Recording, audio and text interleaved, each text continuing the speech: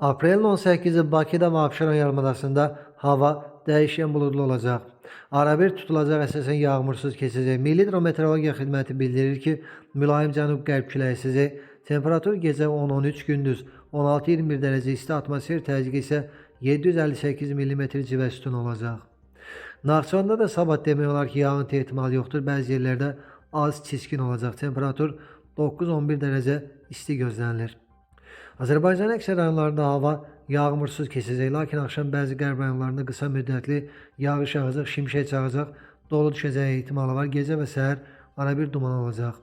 Mülayim şərq küləyi bəzi rayonlarda güclənəcək. Temperatur gecə 8-11, gündüz 18-23 dərəcə isti, dağlarda gecə 0-5 dərəcə isti, gündüz 10-15 dərəcə isti olacaq.